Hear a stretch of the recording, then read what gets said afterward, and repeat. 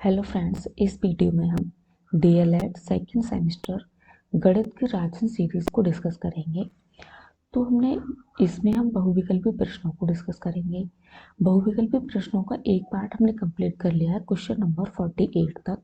तो इसमें हम इसका बहुविकल्पी प्रश्नों का पार्ट सेकंड देखेंगे। तो पार्ट सेकंड में हम क्वेश्चन नंबर 49 से स्टार्ट करेंगे। 48 तक हमने पार्ट फर्स्ट में कंप्लीट कर लिया है। तो चलिए देखते हैं। यहाँ पे है क्वेश्चन नंबर 49। क्वेश्चन नंबर 49 है 1/8 माइनस 3/8 प्लस 2/8 भाग 1/4 का 1/2 का मान क्या होगा। तो यहाँ पे हमें ये दिया गया है, इसको हमें सरल सरल करना है। तो यहाँ पे ये जो दिया है ना, 1/8 माइनस 3/8 प्लस 2/8 भाग 1/4 का मीन्स गुणा 1/2, इन सब का है 1/2। तो इसको हम सॉल्व करते हैं। तो चलिए इसको हम सॉल्व करते हैं। तो इसे हम नेक्स्ट पेज पर लिख लेते हैं। यह 1/8 माइनस 3/8 प्लस और क्या है प्लस 2/8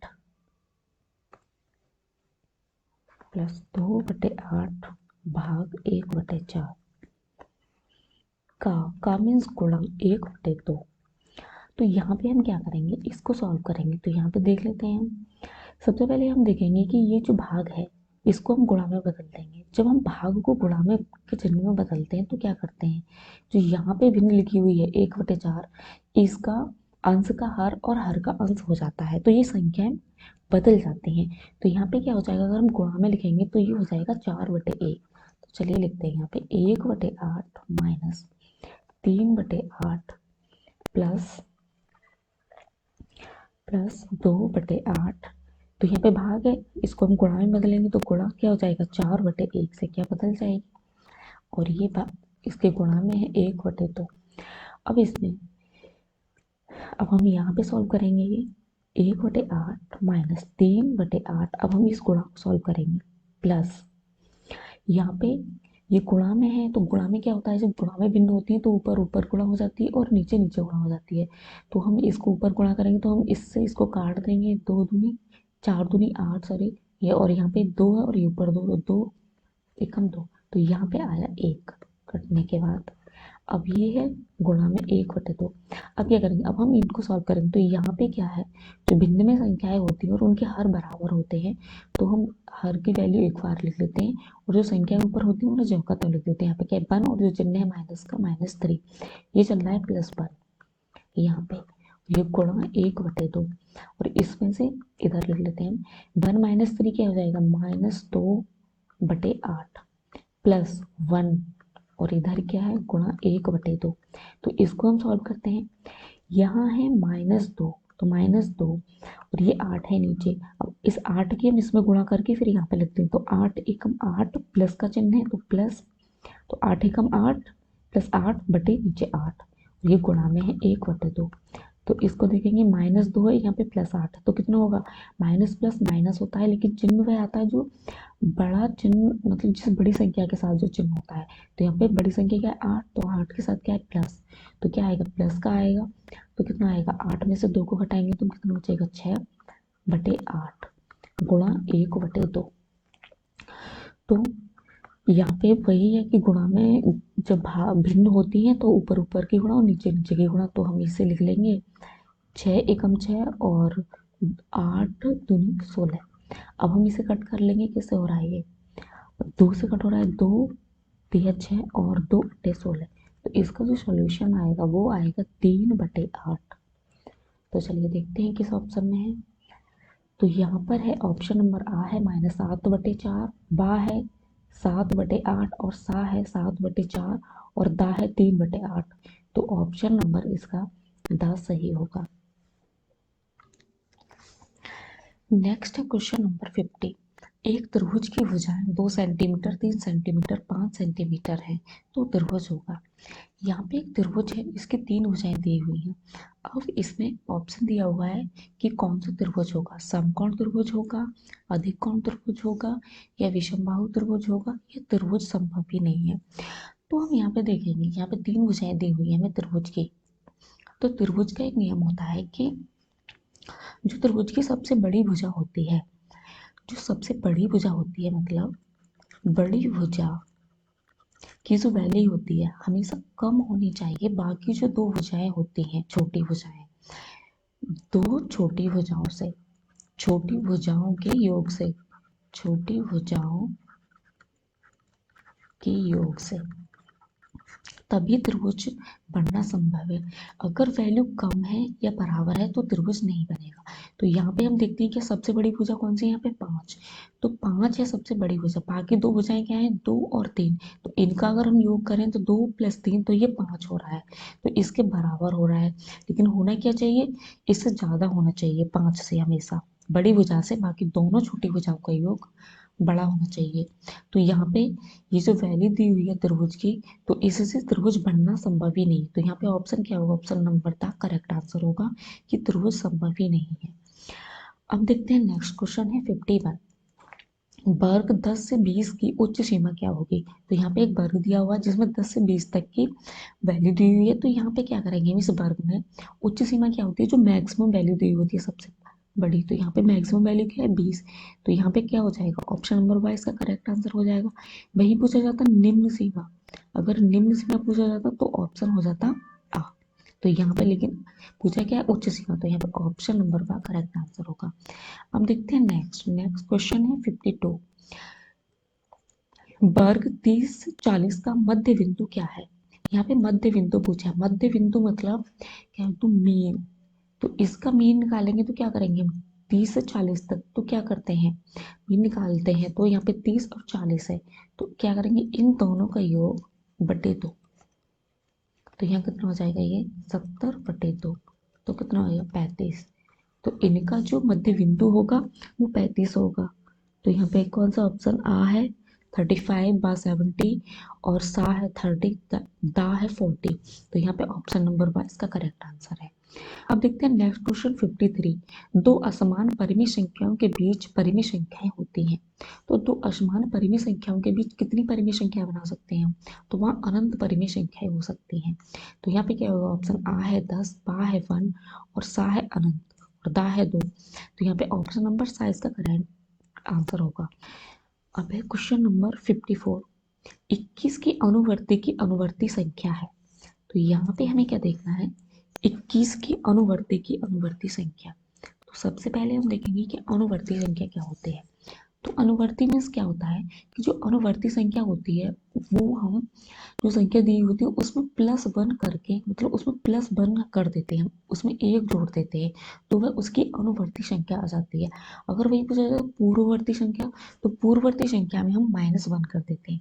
तो यहाँ पे पूछा है अनुवर्ती की अनुवर्ती संख्या, यहाँ पे 2 बार लिखा हुआ अनुवर्ती। तो इसका मतलब क्या है, पहले अनुवर्ती 21 की अनुवर्ती तो +1 हो गया, फिर जो 21 आया, 21 के बाद 1 प्लस कर दिया तो 22 आया, फिर इसकी भी अनुवर्ती, तो इसमें भी +1 कर देंगे हम, तो कितना हो जाएगा 23। तो यहाँ पे क्वेश्चन सही से पढ़ना है, क्योंकि अगर एक बार पढ़ लेंगे तो सिर्फ 22 लिख देंगे, लेकिन यहाँ पे वैल्यू होगी 23 सही।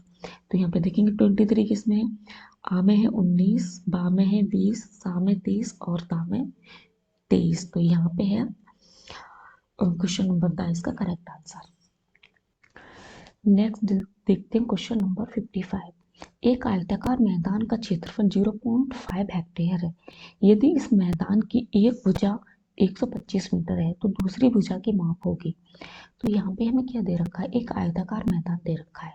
तो आयताकार मैदान कैसा होता है, एक आयत की तरह। तो आयताकार मैदान में इसके आमने सामने की भुजा बराबर होती है, और यहाँ पे हमें इसका जो क्षेत्रफल दे रखा है और एक भुजा दे रखी है। तो क्षेत्रफल क्या होता है, एरिया बराबर लंबाई गुणा चौड़ाई। तो हमें यहाँ पे एरिया दे रखा है, एरिया की वैल्यू, और एक भुजा दे रखी है, बाकी हमें दूसरी भुजा निकालनी है। तो यहाँ पे वैल्यू जो है यहाँ पे मीटर में दे रखी है और यहाँ पे हेक्टेयर में। तो पहले हम हेक्टेयर को मीटर में कन्वर्ट कर लेंगे। तो एक हेक्टेयर बराबर होता है 10,000 मीटर, और यहाँ पे दे रखा है 0.5 हेक्टेयर, तो कितना हो जाएगा 5,000 मीटर। तो 1 हेक्टेयर है, ये आधा है, तो कि आधा हो जाएगा 10 का 5,000 मीटर, ठीक है, मीटर स्क्वायर, ये इसका एरिया हो गया। अब हमें निकालना है दूसरी भुजा। एक भुजा में दे रखी है तो यहाँ पे हम एरिया की वैल्यू रख देंगे। एरिया की वैल्यू कितनी है 5000, तो 5000 बराबर एक भुजा दे रखी है, कोई सी भी मान लें हम, मान के चलिए लेंथ दे रखी है 125 और हमें विड्थ निकालनी है। तो दूसरी भुजा विड्थ निकालनी है तो हम क्या करेंगे, b बराबर, यहाँ पे गुणा में 125 इसके भाग में चला जाएगा तो यहाँ लिख लेते हैं b बराबर 5000 बटे कितना 125। अब हम इसको कट कर लेंगे, 5 से करते हैं तो पहले 5 5 तो 0 0 0 और यहाँ पे 5 एक 5 दूनी 10 और कितना बचा 2 बचा 5 25 25। फिर हम 25 से कट कर देंगे तो 25 चौका 100 कट हो जाएगा और 1 0 40। तो v बराबर आ गया 40 मीटर। जो दूसरी भुजा की माप है वो हमें 40 मीटर प्राप्त हुई। तो पहले आग में है 0.5 मीटर, बाम में है 4 मीटर और सामने है 40 मीटर और दाम है 250 मीटर। तो यहाँ पे कितना है, ऑप्शन नंबर सा इसका करेक्ट आंसर है 40 मीटर होगी दूसरी भुजा की माप। नेक्स्ट क्वेश्चन देखते हैं, क्वेश्चन नंबर 56। एक घन मीटर बराबर क्या है?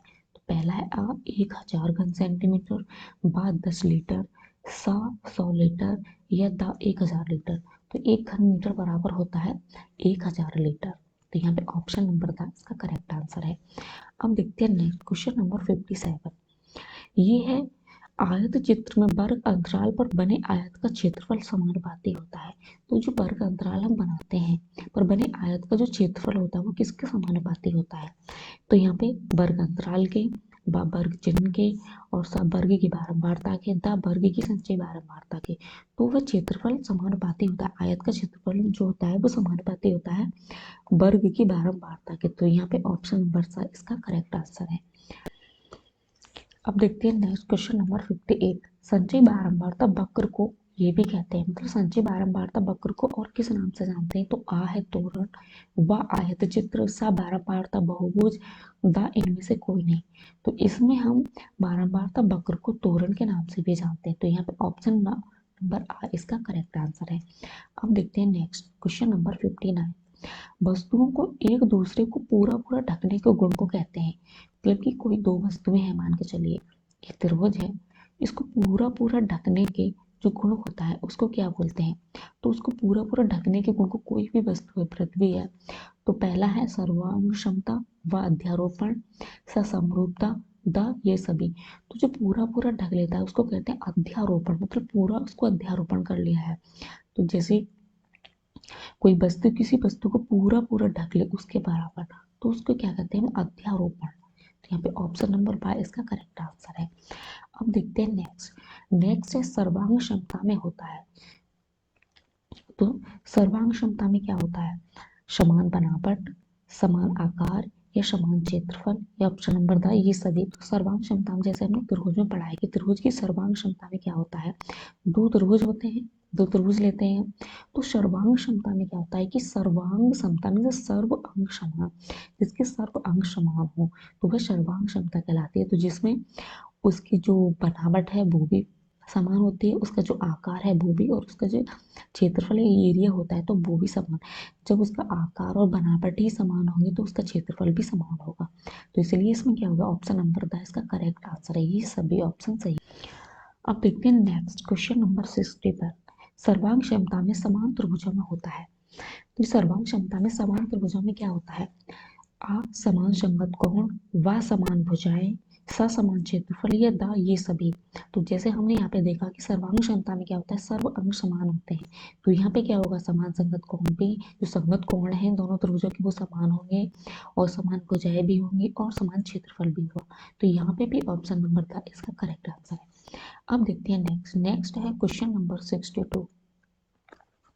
क्वेश्चन नंबर 62 है सर्वांग क्षमता की शर्तें। तो सर्वांग क्षमता की शर्तें क्या होती हैं? तो सर्वांग क्षमता की 3 शर्तें होती हैं। जैसे दो त्रिभुज लिए हमने यहाँ पे, तो पहला ऑप्शन है साइड एंगल साइड, कहने का मतलब कि किसी दो त्रिभुज में, दोनों त्रिभुज में अगर उसकी जिस मतलब दो साइड अगर समान हो और एक एंगल समान हो तो वो त्रिभुज सर्वांगक्षम कहलाएंगे, मतलब साइड एंगल साइड। और दूसरा है साइड साइड साइड, अगर किसी त्रिभुज, अगर जब हम दो त्रिभुज में देखते हैं तो तो साइड साइड साइड मतलब तीनों साइड अगर समान है तो वो त्रिभुज भी सर्वांगसम कहलाएंगे। और नेक्स्ट ऑप्शन है एंगल एंगल साइड। अगर दो त्रिभुज लिए हमने यहाँ पे तो उनका एंगल एंगल और साइड, जैसे यहाँ पे एंगल एंगल और साइड अगर वो समान हो दोनों त्रिभुजों में तो भी त्रिभुज सर्वांगसम कहलाएंगे। तो यहाँ पे क्या होगा, तीनों ही यहाँ पे लिखे हुए हैं, आ में है एस एस, इसे शॉर्ट में एस ए एस बोलते हैं, साइड एंगल साइड, बा को बोलते हैं साइड साइड साइड, और सा एंगल एंगल साइड, और दा है ये सभी। तो यहाँ पे सभी ऑप्शन सही है। तो यहाँ पे क्या होगा, ये सभी। एक आता है एंगल एंगल एंगल, तो ये इसमें नहीं होता, वो होता है समरूप त्रिभुज में, वो समरूप त्रिभुज की प्रॉपर्टी होती है। तो यहाँ पे क्या है, ये सभी ऑप्शन सही है। हम देखते हैं नेक्स्ट। नेक्स्ट है क्वेश्चन नंबर, यहाँ पे कर लेते हैं नंबर 63।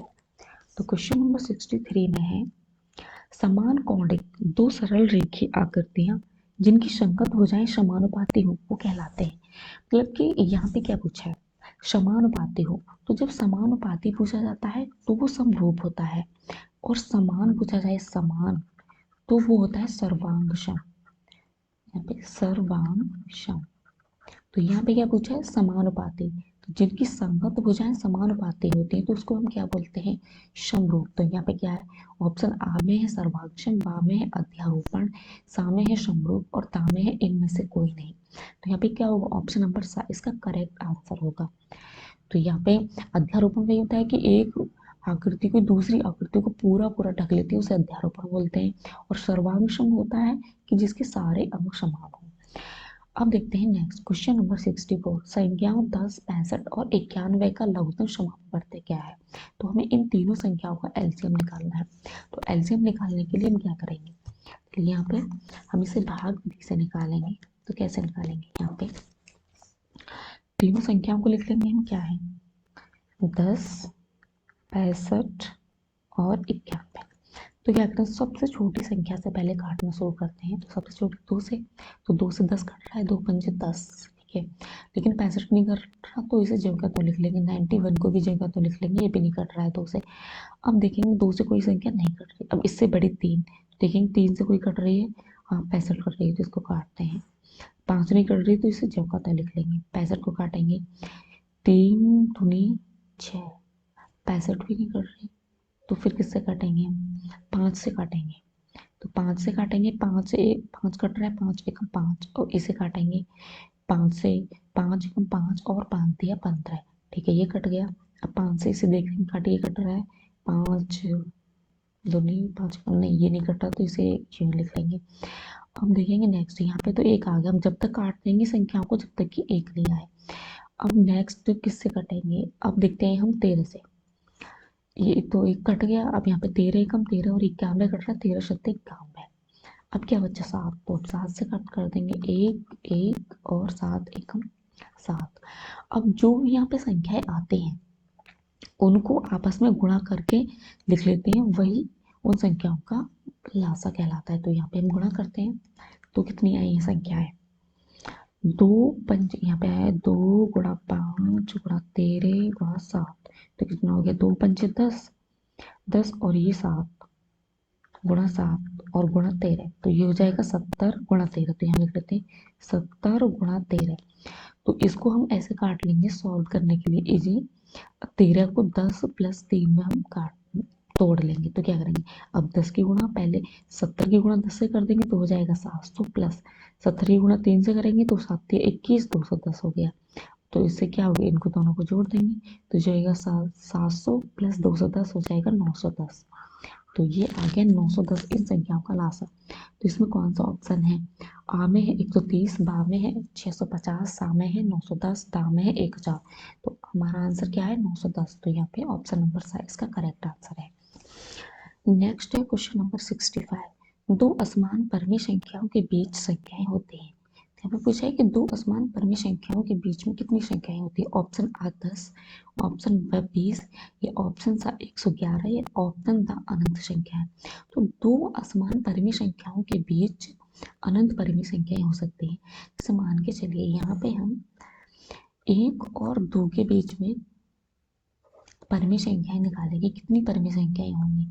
तो यहाँ पे दो हमने ये संख्या लेनी, 1 और 2, इनके बीच में अगर हम परिमेय संख्या निकालें तो 1 से बड़ी 1.1 भी होगी, 1.2 भी होगी, 1.3 भी, ऐसे ही अनलिमिटेड मतलब अनंत इनफाइनाइट संख्याएं हो सकती हैं। तो इसलिए इसका क्या है, ऑप्शन नंबर था इसका करेक्ट आंसर है। क्वेश्चन नंबर 66, 3 + 2 × 7 का मान होगा। तो यहाँ पे ऑप्शन आ है 3 × 7 - 2 × 7, बा है 3 × 7 + 2 × 7, और सा है 3 × 7 + 2, और दा है 3 + 2 × 7। तो यहाँ पे इस 7 को जब हम अंदर गुणा करेंगे इसके 3 + 2 के, तो हमें क्या प्राप्त होगा। तो यहाँ पे हम देखते हैं 3, 7 के पहले 3 से गुणा करेंगे तो 3 × 7, प्लस का चिन्ह है प्लस, फिर 7 के 2 से गुणा करेंगे तो 2 × 7। तो इस किस ऑप्शन में है, ये है ऑप्शन नंबर 1 इसका करेक्ट आंसर। 3 × 7 + 2 × 7, तो यहाँ पे ऑप्शन नंबर 22 का सही आंसर है। अब देखते हैं नेक्स्ट है क्वेश्चन नंबर 67। ये है x - 7 और x - 9 का गुणनफल है। तो यहाँ पे दो व्यंजक दिए हुए हमें, तो इनका गुणनफल निकालना है। तो इनका गुणनफल निकालने के लिए नेक्स्ट पेज पर चलते हैं। तो यहाँ पे x - 7 और x - 9, तो यहाँ लिख लेते हैं x - 7 गुणा x - 9। तो इसमें क्या करेंगे हम, सबसे पहले इस वाली संख्या से इसमें गुणा करेंगे, फिर इस वाले में गुणा करेंगे, उसके बाद फिर इस 7 से इसमें गुणा करेंगे, फिर इसमें गुणा करेंगे। तो चलिए करते हैं। तो यहाँ पे हम सबसे पहले x की गुणा करते हैं x में, तो क्या हो जाएगा x², फिर x की गुणा करेंगे 9 से, तो लेकिन 9 क्या है माइनस में, तो माइनस और प्लस क्या हो जाएगा माइनस, तो ये हो जाएगा 9x। अब हम 7 की गुणा करेंगे, अब x से तो हम इन दोनों की गुणा कर ली, अब करेंगे इसकी 7 की, तो -7 है, तो -7 की गुणा हम x से करेंगे तो क्या हो जाएगा माइनस है ये, और x है प्लस में, तो -x, -7 और प्लस x, तो हो जाएगा -7x। अब इस -7 की गुणा करेंगे -9 से, तो कितना होता है 9 7 63, तो ये माइनस माइनस प्लस हो जाएगा, तो ये 63 हो जाएगा। अब हम इनको आगे सॉल्व करेंगे, तो यहाँ पे है x², ठीक है। अब ये -7x है, ये -9x और ये -7x, तो कितना हो गया, माइनस माइनस होता है प्लस, लेकिन जो चिन्ह रहता है वो माइनस का रहता है। तो -9 और 7 कितने हो गए 16x, और प्लस ये है 63। तो इसका जो गुणनफल आया वो ये आया x² - 16x + 63। तो देखते हैं किस ऑप्शन में है। तो यहाँ पे है x² - 16x + 63, तो ये पहले ही ऑप्शन में है, लेकिन और भी देख लेते हैं। बाय x² + 16x - 63, तो -63 नहीं +63 और -16x, और सामने x² + 2x - 63, दाम है x² - 2x + 63। तो यहाँ पे है इसका ऑप्शन नंबर आ इसका करेक्ट आंसर है। देखते हैं नेक्स्ट क्वेश्चन है क्वेश्चन नंबर 68। एक त्रिभुज का क्षेत्रफल 48 वर्ग सेंटीमीटर है। यदि उसकी ऊंचाई 8 सेंटीमीटर हो तो त्रिभुज का आधार होगा। तो यहाँ पे एक त्रिभुज है, उसका क्षेत्रफल दिया हुआ है हमें 48 वर्ग सेंटीमीटर, उसकी ऊंचाई दे रखी है 8 सेंटीमीटर, उसका आधार हमें निकालना है। तो अगर जैसे ही जनरली त्रिभुज का क्षेत्रफल दे रखा हो या उसका क्षेत्रफल का फॉर्मूला पूछे, तो उसका फॉर्मूला होता है क्षेत्रफल का एरिया बराबर 1/2 आधार गुणा ऊंचाई।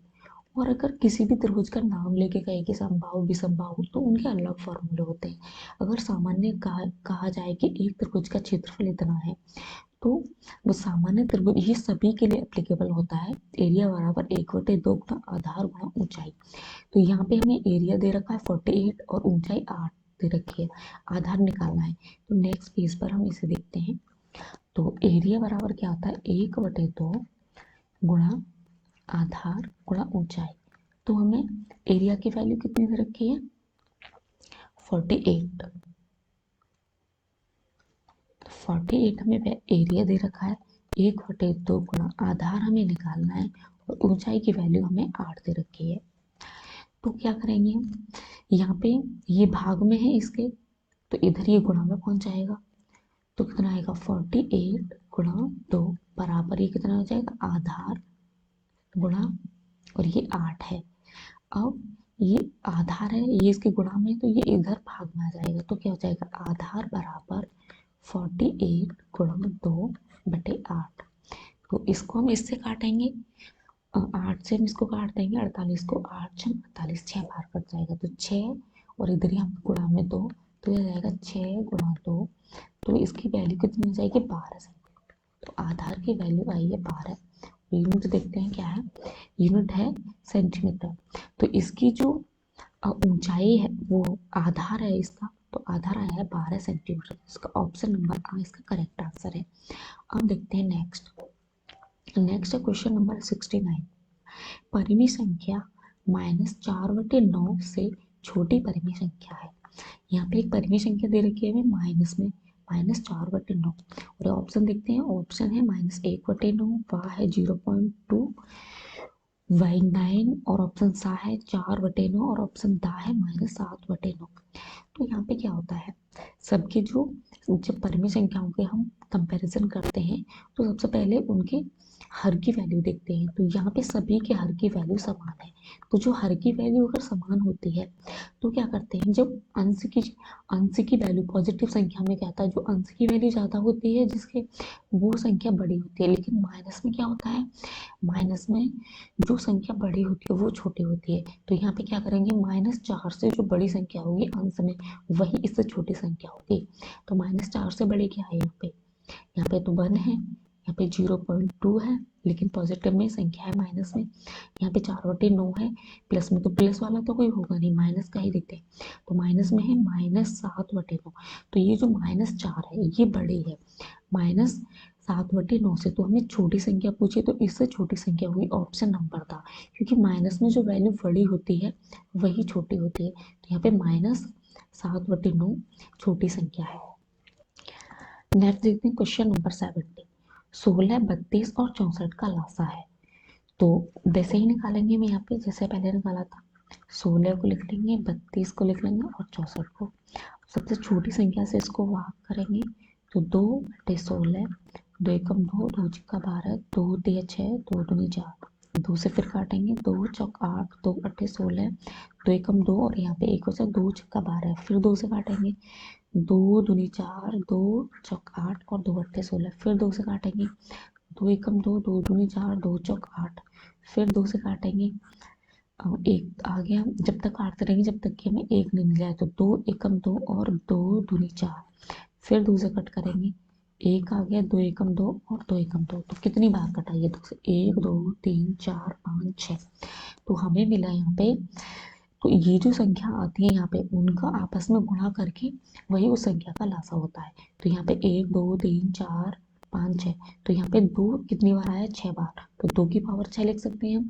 तो अब इन आपस में इनका गुणा करेंगे, तो यहाँ पे 2 गुणा 2 गुणा 2 गुणा 2 गुणा 2, कितना, 1 2 3 4 5 और 2। अब लिखेंगे 2 दूनी 4 दूनी 8 दूनी 16 दूनी 32 दूनी 64।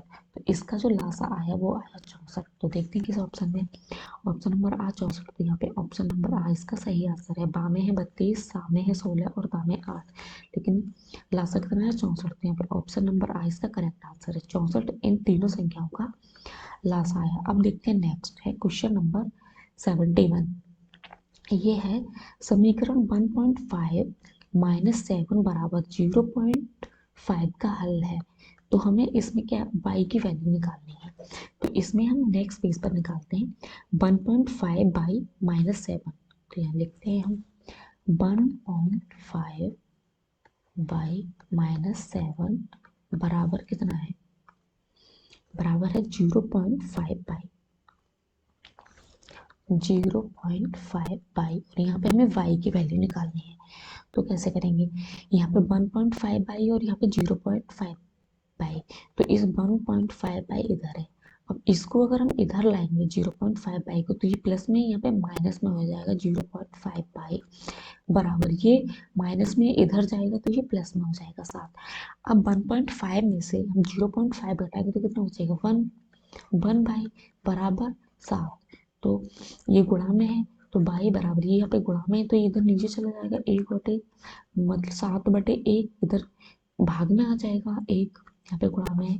तो क्या होगा, किसी संख्या के नीचे 1 होता है तो वही संख्या होती है। तो बाई बराबर क्या होगा, 7। तो y की वैल्यू कितनी आई, 7। तो यहाँ पे क्या है बाई की वैल्यू, आ में है 3.5, बा में है 7 और सा में है 5 और दा में है 2। तो यहाँ पे क्या है ऑप्शन नंबर 1 इसका करेक्ट आंसर है। इसकी वैल्यू क्या आएगी बाई की 7।